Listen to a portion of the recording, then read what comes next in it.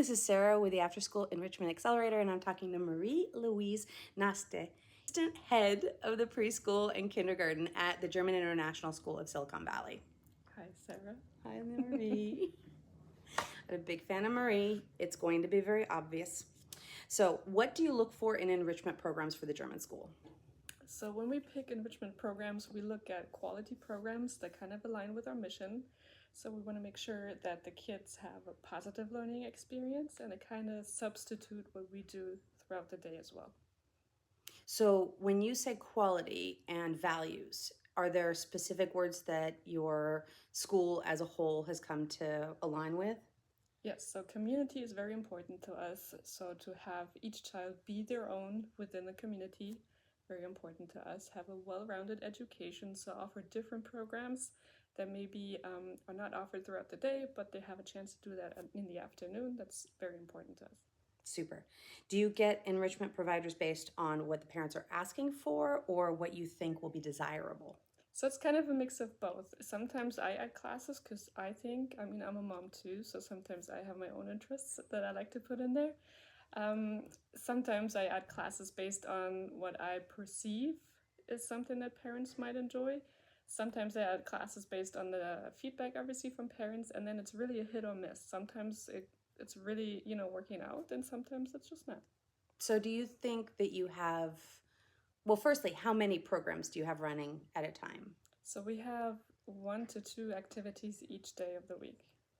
And do you have a lot of turnover? Like if one is kind of low, they get replaced quickly, or do you have, do you try to keep a consistent 10 So participants? I work with the vendors, and usually they have like a minimum enrollment they require from us, and it's pretty black and white. Either we hit it or we don't. So that really helps. Other than that, I'm flexible. So it really depends on the vendors. If they want to work with a smaller group of kids and they're fine with it, I'm fine with it. If not, then they don't. Classes that are reliably present at the school? Yes. So as a German school, soccer is always very well visited. A lot of kids do soccer. I feel like a lot of the movement classes are pretty popular, except pickleball. For some reason, pickleball just doesn't take off, and I thought it would. So, but soccer, any music or movement class is usually pretty high in demand. We do offer some specialized classes that some of the kids or some of the families actually are interested in, others are not, but it's a good opportunity to try something new, and you will see there's some kids that take it every time it's offered, and other kids try it and they don't, and then they try something else and switch around. So then, because you've got kids trying new things, like adding and dropping, as it were, that helps you maintain kind of a consistent base with your enrichment providers. They don't sort of swap out a lot. Yeah, so I like to work with the people I have, because over the years I build like relationships with them. I get to know their program. I kind of get to sell it to the parents because I've been observing, or I've been working with the people for a long time. So it's easier for me to talk to the parents about it and really talk about the benefits of the program. So I prefer to work with someone long term rather than keep switching it, because you never know. If you work with a new vendor, you never know, is it going to click, right?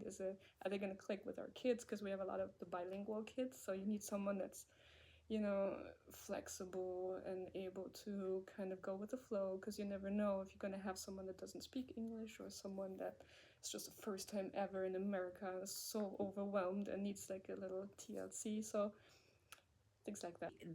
The topic is we want to make sure that they're good at ECE, but you are taking it same sensibility, but said another way, like they're new. Like they're new humans in new places dealing with new things. It's really not different, but it's voiced a different way, right? Yes. So what do you do if you can't find a provider? Do you go So hunting? if we can't, then we just don't have it, or I resort to our staff. Sometimes we have staff that have like very specialized interest.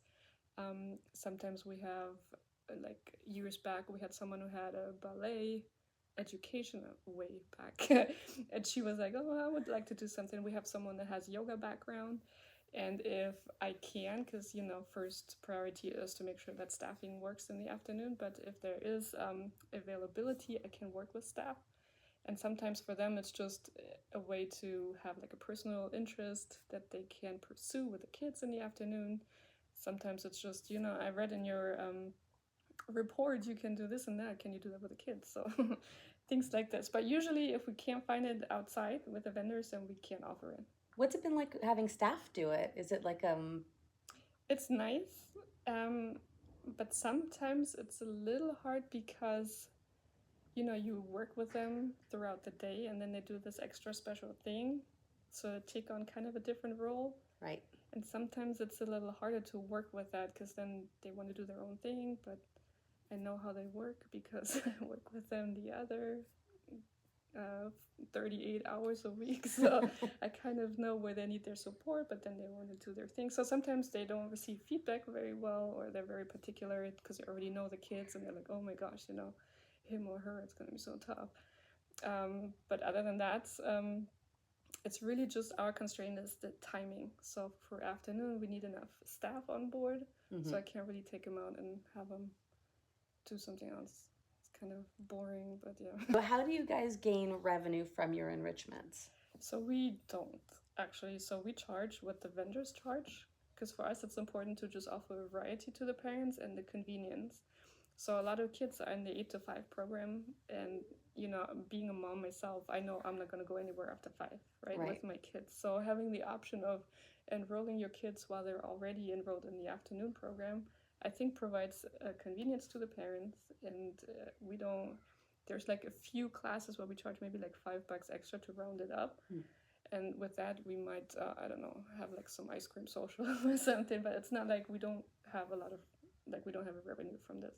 So then the goal of it, the primary goal, if it isn't revenue, is community building. Yes, so it's community and just addressing the demands of the parents or the needs, with the convenience, and just having a place where the children, like I said, a lot of families are new, so they're familiar with the school. So if we offer ballet, they're more likely to try it out, right? Rather than venturing out and being like, I don't know, I Google ballet and there's like 5 places, and what do I do? Yeah, that relaxes a lot of issues. Yeah. So they kind of feel safe, and they know, someone is going to be here. So even if my kid doesn't speak English, it's going to be okay because they're familiar with the room, they're familiar with the facilities. It's hard to call it a selling point because we're not giving it a revenue value, but it is, right? This isn't just a school that you're coming into. This is kind of like a launch pad. Yeah. So for us, it's a really unique place where we are because, we have a lot of international families that come on temporary assignments. Oh. So yeah, you have, VW, Rivian, they send people for a certain amount, maybe 3 years, maybe 6 years, and then they stay for a limited amount of time here. So they might not have, the opportunity to, I don't know, do everything an average family that lives here would do. So this gives them kind of like a safe port from where they go. Exactly. If that makes sense. No, it's a more thorough thinking of this. It's a very community-based thinking. Right. That's very handy. That's super. Yeah. Thank you so much. Is Marie-Louise Nastke, the assistant head of preschool and kindergarten at the German International School of Silicon Valley. Thank you.